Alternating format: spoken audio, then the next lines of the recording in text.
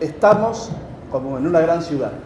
Las grandes ciudades hoy tienen limitaciones muy importantes. Muchas, como la nuestra, con sus necesidades, su historia, sus contradicciones, todo su proceso, como hemos visto, los problemas y las crisis que se generan en varios niveles.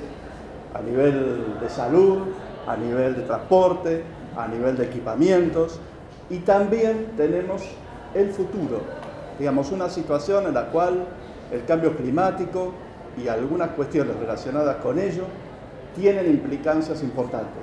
Estamos en un momento, digamos, nuevo.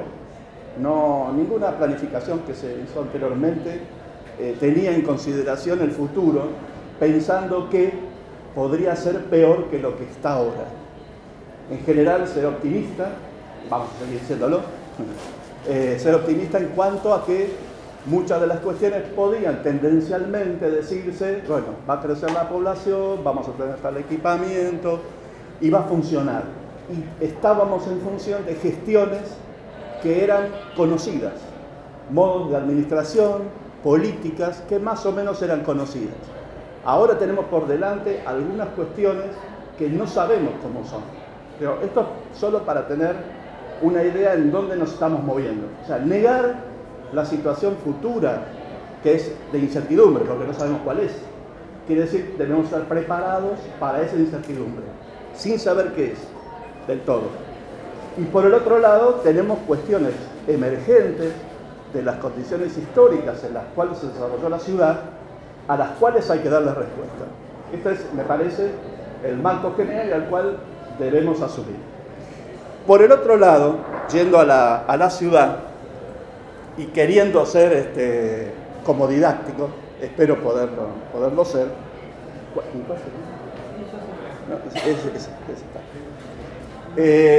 La ciudad tiene una serie de normativas. Las normativas son la base sobre las cuales nos movemos y muchas de las demandas que han hecho los compañeros tienen que ver con la Constitución, tienen que ver con la Ley 2930, que es la del Plan Urbano Ambiental, tiene que ver, digamos, con cuestiones que son inherentes a cómo gestionar. No podemos olvidarnos de la Constitución. Yo sé que a muchos no le han enseñado la Constitución. Más, es probable que muchos en sus colegios, en algunas instituciones secundarios, han visto la Constitución nacional, pero no la de la ciudad.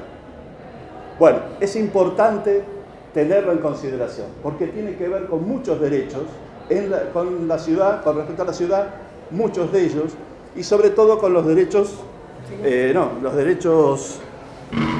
civiles, los derechos, deberes y obligaciones que tenemos cada uno. Así, en el artículo 17 y el 18 son bien significativos, que son, digamos, de políticas especiales de carácter general. Dice el artículo 17, la ciudad desarrolla políticas sociales coordinadas para superar las condiciones de pobreza y exclusión mediante recursos presupuestarios, técnicos y humanos, asiste a las personas con necesidades básicas insatisfechas y promueve el acceso a los servicios públicos para los que tienen menores posibilidades. Nos marca claramente cómo tiene que ser ese código nuevo, ¿sí? Con toda claridad, cuando dice que tenemos que tener servicios públicos que tienen que llegar a los de menores posibilidades, parecería que la preocupación del código es ver cómo se desarrolla, desde el punto de vista inmobiliario, algunos sectores de la ciudad, pero no qué es lo que pasa, por ejemplo, con el soporte, con la infraestructura básica, y menos con las desigualdades sociales. El artículo 18 dice, la ciudad promueve el desarrollo humano y económico equilibrado, que evite y compense las desigualdades zonales dentro de su territorio. El origen de ese artículo tiene que ver con las desigualdades entre norte y sur. La Constitución es del año 96 y es muy programática, es decir, dice bastante claramente los andariveles por donde transitar.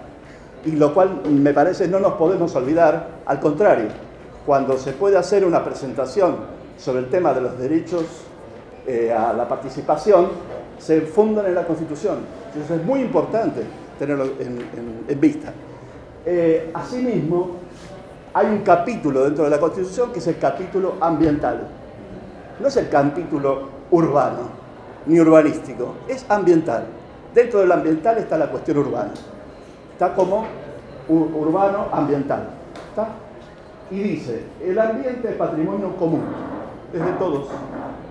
Toda persona tiene derecho a gozar de un ambiente sano, así como el deber de preservarlo y defenderlo en provecho de las generaciones presentes y futuras. Es decir, hay un concepto ahí que se llama de desarrollo sostenible, de preservar las condiciones existentes pensando que las generaciones próximas tienen que tener las mismas condiciones que nosotros o mejores, y no empeorarlas. El artículo 27, dentro de las cosas que dice, digamos, es medio extenso, pero dice, la ciudad desarrolla de forma indelegable una política de planeamiento y gestión del ambiente urbano integrada a las políticas de desarrollo económico, social y cultural que complemente su inserción en la área metropolitana, primera cuestión, o sea que no está sola, no reconoce a la ciudad como que está aislada, y instrumenta un proceso de ordenamiento territorial participativo y permanente. Esto ha sido eludido también en forma permanente. Es decir, no ha habido presencia durante años anteriores en cuanto a la participación. El artículo 29 dice, la ciudad define un plan urbano ambiental elaborado con participación transdisciplinaria de las entidades académicas, profesionales y comunitarias, aprobado con la mayoría prevista en el artículo 81 de la Constitución, que constituye la ley marco a la que se ajusta el resto de la normativa urbanística y las obras públicas. El plan urbano ambiental es, digamos, un instrumento que surge en parte como respuesta a las excepciones que permanentemente se hacían en la ciudad. Había desde la escuela shopping, no sé si les importará, a muchas de esas cuestiones, surge un poco de esa crítica y como una respuesta, por eso la forma de votación especial, aparece ahí también el tema de la segunda, que las leyes se aprueban en segunda instancia, las que tienen que ver con cambio de uso de suelo. Y además habla de una participación transdisciplinaria, quizás la palabra sea exagerada, pero de cualquier modo sí tiene que ser por lo menos multidisciplinaria, es decir, todas las disciplinas deberían participar. Cuando hablamos de ese futuro, que es bastante difícil, digamos, o no es posible determinarlo, sino que es un poco indeterminado, los meteorólogos son claves, por ejemplo. Ya no son los urbanistas o los arquitectos menos, digamos, son otras profesiones las que tienen que estar trabajando fuertemente en esto. No están, ni que hablar de los sociólogos, antropólogos, menos todavía. ¿Por qué? Porque la administración se sigue organizando desde el punto de vista de las profesiones del siglo pasado. Siguen segmentando. Por más que hablen muchos acá, a lo mejor muchos profesionales de la teoría de sistemas, después no lo aplican. ¿Por qué? No, porque cada uno está en su segmento, ¿no?, sindical o el segmento que llaman profesional, pero que realmente tiene que ser interdisciplinario, no puede ser aislado. La ciudad no es un producto ni es un proceso en el cual reconozca una disciplina. Dicho de otra forma, dicho de otra forma, así como una expresión sencilla, la ciudad no es una maqueta. En general, mucho se enseña en diversos estamentos a trabajar en maquetas, pensando que se está representando de alguna forma un sector de la ciudad. Es útil desde ya para el diseño, pero para el diseño material, pero nada nos dice del proceso de gestación de eso, nada nos dice, ni menos de la relación que pueda haber entre ellos. El Plan Urbano Ambiental, la Ley 2930, importante que también todos la lean, porque es la base con la cual poder hacer el código, y es sí los variables más precisos, reconoce estos temas básicos. Primero dice que hay una ciudad integrada, una ciudad plural, una ciudad saludable, una ciudad diversa y una ciudad policéntrica. Podría decirles que varios de esos principios, que son visiones que reconoce el Plan Urbano Ambiental, no están contemplados en el código que se proyecta, el borrador. Y después, el Plan Urbano Ambiental, propiamente dicho, contiene lineamientos y algunos cursos de acción sobre hábitat de vivienda, estructura y centralidades, espacio público, patrimonio urbano, transporte y movilidad y producción y empleo. Esos son, digamos, los capítulos en los cuales está trabajando el Plan Urbano Ambiental. El Plan Urbano Ambiental, en principio, requiere de 4 códigos básicos. El código urbanístico, que se sustituiría en principio al código de planeamiento urbano, el código de edificación, el código de habilitaciones y el código ambiental.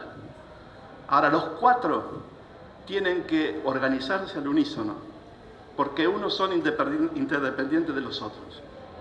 Es muy probable que, digamos, el tema que hay nuevamente es esa división que hay que está segmentada la gestión, porque la parte ambiental está en el área de espacio del Ministerio de Espacio Público, el área de desarrollo económico, de desarrollo urbano y transporte, está planeamiento urbano. Entonces está subdividido, está dividido, y esa división es contraria a poder tener un producto, sobre todo cuando también se manejan como estamentos cada una de esas áreas. Entonces, acá tenemos problemas densos, digamos, no son temas, no es solamente el código problema, sino que también es, digamos, cómo se gesta, cómo es el proceso para poderlo gestar. Por eso, en ese sentido, la participación es esencial para poder mover a toda esa maquinaria. Ya no solamente es un tema como de lectura, digamos, desde una visión distinta, sino que es como de corresponsabilidad por la ciudad que queremos.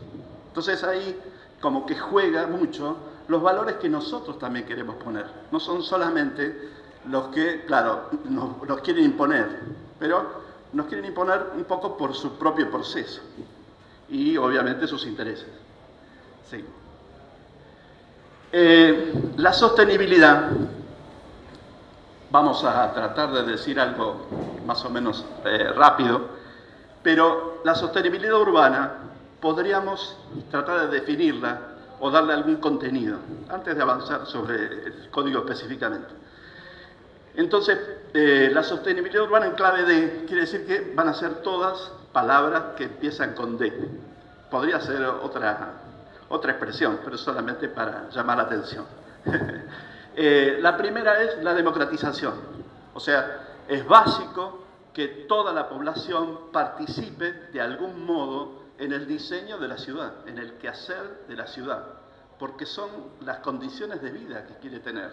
Entonces, la democratización al máximo posible es básico. Más, el artículo 1 de la Constitución dice que las instituciones de la ciudad deben democratizarse. ¿Bien? Para tener claro que no solamente es un deseo, digamos, en principio que podríamos tener respecto a la sostenibilidad, sino que es parte de un ideario que viene marcándonos cómo queremos a esa ciudad y que todavía no está terminada de plasmar. La siguiente, sostenibilidad urbana en clave de los derechos humanos. Es imprescindible que todos los derechos humanos estén reconocidos en el proceso en que y en la forma en que se desarrollan. No podemos dejar de lado ni los temas de género, ni los temas de vivienda, etc. De vivienda en el sentido como derecho de vivienda, ¿no? La sostenibilidad urbana en clave de el desarrollo. El desarrollo es cualitativo, es cómo mejorar las condiciones existentes. No es crecimiento. El crecimiento es, digamos, sobre todo en vísperas a este desarrollo futuro, las situaciones futuras, es absolutamente contrario a lo que se necesita. Necesitamos tener mejores condiciones, no crecer. El crecimiento es absolutamente negativo para el desarrollo de la ciudad, para el desarrollo inclusive del país. Lo que tenemos es que mejorar las condiciones existentes. Lo que se llama las cuestiones que son de carácter netamente cualitativas, no cuantitativas. El desarrollo, y pensado en estos términos, es desarrollo sostenible, ¿sí? No es crecimiento sostenible como suelen decir los políticos para justificar muchas veces y alentar a la gente a que los vote. No, no es ese el camino. No es ese camino en un país, en un mundo donde los recursos tienden a faltar, donde hay enormes contingentes de población que no tienen lugar donde vivir o que tienen que emigrar o que vamos a tener, por estas cuestiones de los recursos, problemas enormes como guerras, etc. La sostenible en clave de la diversidad. Es fundamental la diversidad cultural, también la diversidad para la ciudad, la diversidad física. Digamos, no tenemos que homogeneizar todo igual, ¿no? Esta cuestión de que queremos, aparentemente, digamos, esta cuestión que yo decía, la ciudad no es una maqueta, claro, es fácil, pero una maqueta todo es igual. Bueno, cuando dicen el término morfológico en todas las presentaciones que se hacen del código, es contrario al tema de diversidad, porque no tiene en consideración ni las condiciones de los barrios, que piensan modificarlos todos, porque esa es la visión que se tiene, ni tampoco las condiciones sociales. O sea, ¿por qué? Porque lo único que están viendo son los edificios, no están viendo otra cosa. La sostenibilidad urbana en clave de desconcentración. La ciudad no tiene que seguir creciendo en el área central. Todo lo que tenga que ver con concentración, lo sabemos eso porque ahora creo que hay 5 afortunados que tienen el 50% de los recursos materiales de la población mundial, ¿no?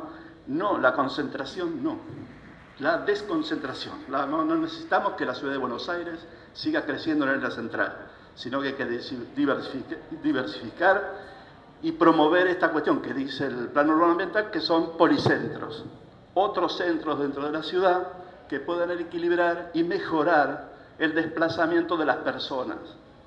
Cada vez que aumentamos la concentración en el área central, significa más movimientos pendulares con mayor distancia desde el Gran Buenos Aires o desde la propia ciudad hacia el área central. El congestionamiento no lo podemos explicar de otra forma, que es porque la mayor parte del empleo está en el área central. Si tenemos empleos distribuidos en otros sectores de la ciudad y del área metropolitana, porque no somos marcianos, sino somos parte de esa gran ciudad, entonces hay que equilibrarlo e integrarlo y evitar, digamos, desplazamientos que son inútiles o inversiones que nos generan enormes deudas. Los 14.000 millones del RER, los 1.000 millones del Paseo del Bajo, de dólares, del Paseo del Bajo, la prolongación de la línea E, el Metrobús que va al área central, son todas obras que son todas para facilitar el acceso al área central. En principio uno diría, está bien, ¿no? Pero en la práctica lo único que hace eso es profundizar que el área central crezca más. Lo que hay que hacer es que tiene que crecer otros sectores de la ciudad, ¿sí? No el área central, porque el área central si no, no tiene solución. Siempre vamos a necesitar más, o más carriles, o más... No, todo lo contrario hay que hacer. Sostenibilidad urbana en clave de densidad ecurbana. Necesitamos una densidad que se justifique en condiciones de habitabilidad para las personas, no una densidad, digamos, infinita o, sobre todo, pensada desde el punto de vista de densidades que son propias de otro tipo de ciudades. Nosotros somos una ciudad donde el fraccionamiento y el parcelamiento es colonial, digamos, es muy antiguo y tiene parcelas pequeñas. Entonces, y las manzanas aún son pequeñas. Entonces hay ahí un tema que requiere cierta transformación en el tiempo, quizás para tener parcelas mayores, pero también un reordenamiento diferente de cómo son las manzanas. Entonces es un trabajo propio del diseño urbano, con el trabajo de los vecinos, para ver cómo se puede llegar a recomponer y mejorar las condiciones, digamos, barriales y también las condiciones de habitabilidad. Eso que decía por ahí Desplat, del sol, es fundamental. Sin sol no podemos vivir, aunque parece que vamos a tener mucho después, pero no podemos vivir. Sin sol y sin buena ventilación, sin obstaculizar los vientos del Río de la Plata, etcétera, etcétera. Sostenibilidad urbana en clave de durabilidad. Es el último, la última clave. Que se refiere sobre todo a los materiales, ¿no? Digamos, utilizar materiales que sean perdurables, no materiales frágiles o materiales que son, ¿cómo se llama?, de bajo, no se puede utilizar por mucho tiempo. Hoy vemos muchísimos edificios que se han hecho en los últimos años que tienen rajaduras, que tienen que estar reparándolo permanentemente, que hay discusiones entre los vecinos porque se escucha, porque el ruido, porque no sé qué. Digamos, ¿por qué? Porque son edificios que solamente se han edificado en base a una máxima rentabilidad de quien los lleva adelante y no desde la máxima eficiencia, digamos, para el uso del bien. Entonces, todas las claves. Eso para mí es como una base de encuadramiento de hacia dónde debería ir un código y los demás instrumentos desde el punto de vista de la sostenibilidad. Ahora, 3 cuestiones: sobre la habitabilidad, sobre la movilidad y sobre el soporte, como criterios que me parece que son básicos y por ahí son más o menos aceptables. Como habitabilidad, tiene que haber condiciones de habitabilidad sostenible, es decir, que puedan perdurar en el tiempo. Calles residenciales con baja velocidad, previsiones por variaciones climáticas y riesgo tecnológico, reducción de los residuos tendiendo a cero y usos de energías renovables. Un poco, digamos, esta es la mirada propia de la sostenibilidad. El soporte, equipamientos, infraestructura y servicios equitativos. Tiene que haber en el código metas específicas que relacionen capacidad de construcción con infraestructura, con equipamiento y con prestación de servicios. Espacios verdes barriales. Tienen que estar distribuidos de tal forma que todo el mundo pueda tener acceso a los espacios verdes.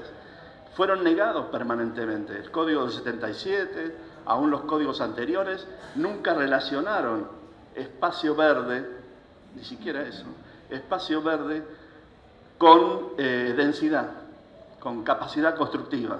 Siempre se los manejó en forma discrecional, porque la verdad que es discrecional, no hay forma de entender cómo Caballito puede tener solo, no sé, menos de 1 metro cuadrado por espacio verde, y otros sectores de la ciudad tienen 6 o 7. No se puede entender. ¿Por qué? Porque no hay ninguna previsión. Salieron, digamos, con un interés, supongo yo, fragmentado. Obviamente inmobiliario, pero fragmentado. Y con respecto a la movilidad, pensar, digamos, en la prioridad peatonal, la bicicleta y el transporte público, veredas adecuadas con accesibilidad universal, que nos falta bastante, y calles residenciales con baja velocidad vehicular. A mi entender, son principios generales que más o menos seguro se pueden acordar y que el código casi no tiene ninguno de ellos. ¿Bien? Sigamos. La ciudad de Buenos Aires, este es el código vigente, el código de planeamiento urbano vigente. Eso que está en rojo, que es lo único que trato de distinguir acá, es como el área central, más lo que ahora se llama como corredores comerciales. Esta es la versión de ahora. La versión de ahora es un incremento del área central y, digamos, todas las avenidas transformadas en corredores comerciales. Esto habla de una centralidad muy exagerada, digamos, quizás sea esa que los 6 millones de habitantes, pero no lo sé, porque tampoco hay mediciones. No tiene fundamento. En todo el código que se ha hecho no tiene fundamento. No hay nada que explique nada de lo que se hace, no algo, ¿eh? Nada. Entonces, a mi entender, esto es absolutamente contrario de lo que hay que hacer. Lo que hay que hacer es otras centralidades, pensando no en que son 6 millones de habitantes, sino que son bastante menos. La población en 2010 era 2.890.000. De cualquier forma, hay dos versiones de cuál era la población de la ciudad, porque hubo algo que se hizo mal. Y entonces hay algunos que dan cercano a 3 millones, más cercano. El código vigente prevé 385 millones de metros cuadrados. Lo que está construido es en el orden de los 220 millones de metros cuadrados. Entonces la superficie potencial del código vigente es de 164 millones. La superficie construible para el 2040, si digamos es para lo que está pensado el código actualmente, para el 2040, sería que aumentarían 46 millones de metros cuadrados. Eso pensando que son 2 millones por año, que es medio difícil, pero bueno, pensando ahí un número más alto. Pero la población, según el INDEC, en el 2040 sería 3.043.000. ¿Para qué se quiere aumentar la capacidad constructiva? ¿No? Porque aunque este número pueda ser pequeño, pero tampoco puede ser muy amplio, porque hay algunas características de la ciudad que implican que no se residencializa, que es lo que debería suceder, pero estamos lejos de eso, porque tienen que cambiar muchas condiciones. El código plantea este modelo. Esta sería la manzana como está actualmente, debe ser de las peores, esta, donde tienen producto, digamos, de los diversos códigos, donde se lo trata de homogeneizar. Esta cuestión de homogeneizar, digamos, lo que hace desde el punto de vista inmobiliario es que se tipifican los espacios, se tipifican las viviendas, se tipifican los negocios. O sea, en cualquier lugar que podamos estar de la ciudad, se tiende a que puedan ser iguales. Esa cuestión de homogeneizar es contrario no solo a la diversidad, sino que es contrario a reconocer las características y las condiciones propias. Y es absolutamente destructivo de las construcciones anteriores. Cuando uno dice, para muchas personas, ¿no?, tengo cierta capacidad constructiva y, no sé, me quiero mudar, a lo mejor pensaría, uy, tengo que vender, ¿no? ¿Por qué? Porque el código está pensado igual que el código de Cacciatore, por lo cual este código es solo una reforma al código de Cacciatore, no es un código nuevo, por más que se llame nuevo borrador del nuevo código urbanístico, es simplemente una reforma. No considera el valor de lo construido. Desde el punto de vista ambiental, también es contrario. Lo que hay que hacer es mejorar los aislamientos, mejorar las viviendas que existen, no pensar que hay que destruirlas y entonces traer más materiales y más recursos naturales para poder que pueda crecer la ciudad. ¿Para crecer? ¿Para qué? ¿No? Sigamos. Otra cuestión que hay es el tema de las condiciones de habitabilidad. Hay un tema que es entre los códigos. El código anterior de planeamiento, o sea, el anterior a la versión del 2000, tenía una forma de considerar a los patios y hacia dónde tenían que dar los dormitorios, que es diferente a la versión que aparece después en el 2000 y es diferente a la que había antes del 44. Cada uno de ellos responde también a condiciones tecnológicas del momento. La mayor parte de los edificios que tienen dormitorios que dan a patios interiores chicos son edificios bajos. Los demás, que tienen patios un poco más grandes, tienen edificios más altos y aquellos que tienen frente y contrafrente los tienen mayores, tienden a ser torres o cosas por el estilo. Entonces, los tres o los cuatro tienen condiciones de habitabilidad diferentes. O sea, hay gente que queda sepultada, ¿no? ¿Y qué tiene que hacer con el tiempo? tiene que venderlo, tiene que demolerlo y venderlo, o buscar algo a alguien con menor recurso, ¿no?, que pueda comprar un lugar que está en malas condiciones. Bueno, eso no está previsto en el código, no estuvo previsto en ninguno. Está previsto el uso diferente cuando son las industrias, pero no está qué pasa con las residencias. Y esto es fundamental. La primera exigencia que hay que hacer con el código son las condiciones de habitabilidad. Es ahí donde las personas viven. Y me parece, y el segundo es, ¿cuáles son los equipamientos y la infraestructura que tenemos? ¿Por qué? Porque si no hay infraestructura y no hay equipamientos, los equipamientos van a ser todos privados, no van a ser públicos. Y va a ser todavía eso más expulsivo de la comunidad. Dos cosas simples. El planteo que se hace de pulmón de manzana es siempre igual. Es un cuarto o un tercio, según donde sea, y nunca se refiere a la medida de la manzana. Entonces las manzanas pueden ser más chicas, o sea, puede tener menos de 10.000 metros cuadrados o puede tener 20.000 metros cuadrados. Entonces, el pulmón de manzana que queda con respecto al asoleamiento es absolutamente diferente. Digamos, no hay que pensarlo mucho, pero es absolutamente diferente. Digamos, si es más angosto, voy a tener probablemente sol solo en un sector. Si es el otro más ancho, voy a tener más sol.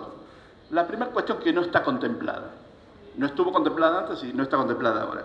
El que sigue es, digamos, en el mismo sentido, no está correlacionado el pulmón de manzana con el ancho de calle. El ancho de calle está contemplado, pero no las diferencias de pulmón de manzana. Digo, esto para ver todavía con esa imagen de que lo importante es lo que se ve de afuera, ¿no? Esa cosa así ocultista, ¿no? Digo, lo demás no me importa, ¿no? Vamos abajo de la alfombra. Sí. Si las condiciones de habitabilidad, una de las cuestiones que tiene, digamos, básica es esto que decíamos, el asoleamiento y la ventilación. El código de construcción, de edificación nuevo, habla de iluminación para los locales, no de asoleamiento, ni de casualidad desaparece la palabra asoleamiento. Acá, esto lo hicimos los alumnos de ingeniería, hay un estudio del sol con respecto a los códigos.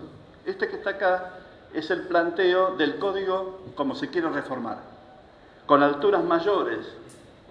Esta es Juan B. Justo y la de allá es Gaona, con alturas mayores en los extremos y alturas menores al interior, digamos, de ese sector. Ahora, si contemplamos el tema del sol, es justamente diferente. Debería ser más bajo sobre Juan B. Justo, más alto sobre Bolivia, porque tienen que ver con la orientación. Todas las manzanas no tienen la misma orientación. Entonces, la orientación y ver el asoleamiento para que se pueda utilizar para cada habitación es fundamental. No puede hacerse un diseño diciendo que todo tiene la misma altura o que este sector todo tiene 21 metros, aquel todo tiene 10,50. No es así. La diversidad morfológica también es necesaria para el asoleamiento. No es solo una cuestión, digamos, caprichosa, sino es una cuestión básica de, no sé, Hipócrates, ¿sabes? Con tranquilidad, ¿no? Se fijaba él en la orientación de las calles. Miren cuántos siglos pasaron y parece que no sucede en todos lados. Sí. El código de edificación no se preocupa por varias cuestiones, son todas bien generales, ¿no? Una de ellas es el ciclo de vida, o sea, hay que introducir el concepto de ciclo de vida a los edificios y a todo el proceso que se da, porque hay que saber qué se hace con algo cuando se construye y qué le pasa después cuando se demuele. Ese proceso tiene que estar evaluado. ¿Por qué? Porque hay gastos, y enormes gastos, de mantenimiento de los edificios. Suelen ser mucho más caros los edificios en el largo plazo de baja durabilidad que los de alta durabilidad. El ejemplo más simple, y todos lo podrán reconocer, son los adoquines de la ciudad de Buenos Aires. Suerte que teníamos adoquines.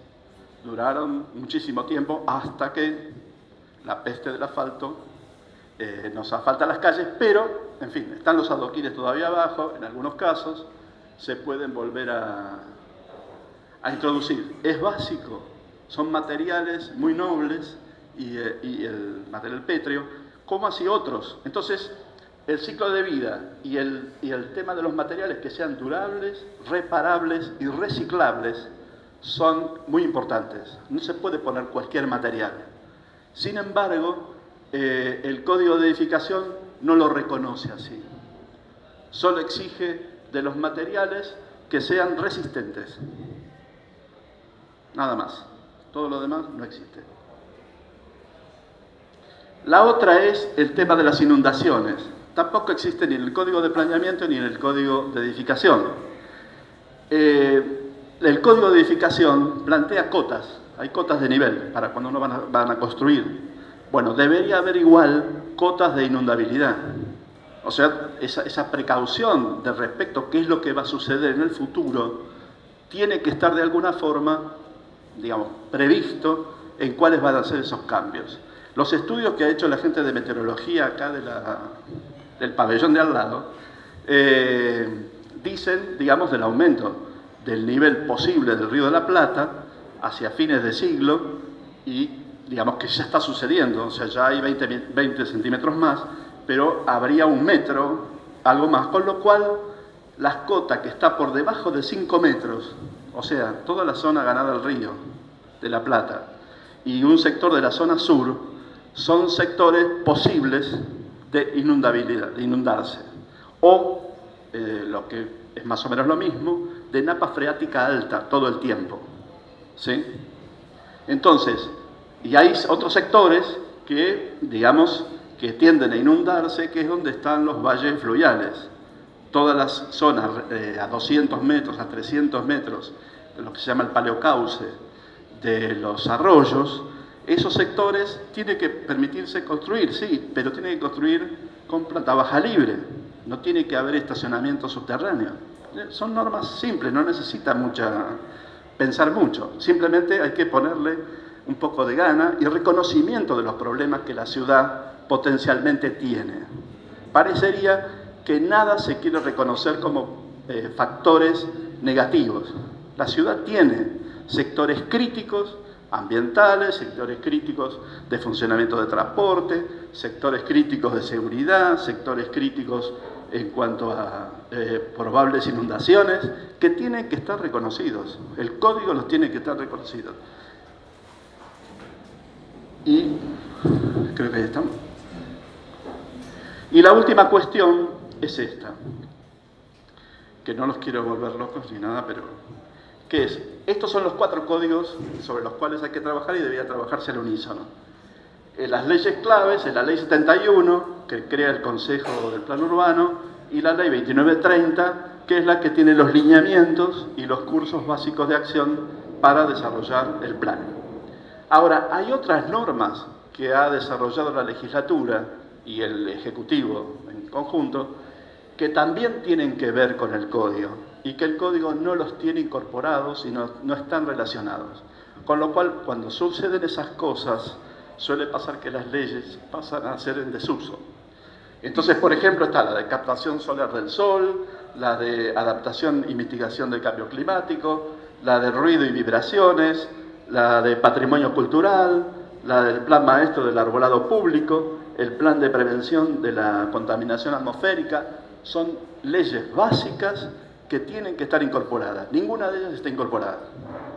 Más, la única expresión que hay, que aparentemente podría relacionarse con alguno de estos temas, sí, son 2. Uno que es la venta de un programa que dice incorporar el plan verde, el plan Ciudad Verde, cosa que no se puede hacer porque los códigos no son para cursos de acción de programas de actuación gubernamental, sino que deberían ser cuestiones de largo plazo y que tienen que ver, propiamente dicho, con el código.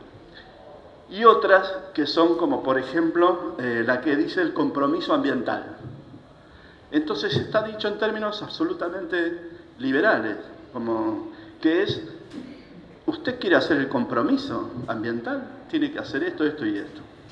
Usted no lo quiere hacer, no lo hace. Eso no puede ser un código. El código es para regular conductas. No puede haber una conducta que diga, vamos a hacer algo por el compromiso ambiental, y otros que digan que no voy a hacer nada por el compromiso ambiental. No, tiene que estar esto articulado. Entonces el código tiene varias falencias que no son solamente en su contenido, por las cuestiones que vemos, por ejemplo, hay muchas más pero que faltan, sino también en el modo en que está estructurado. Entonces estos aspectos de poner programas de gobierno o de poner cuestiones voluntarias, quizás sean propias de las empresas la cuestión voluntaria, pero no es propio de una regulación de un código para la ciudad. Bien, hasta acá llegamos. Gracias.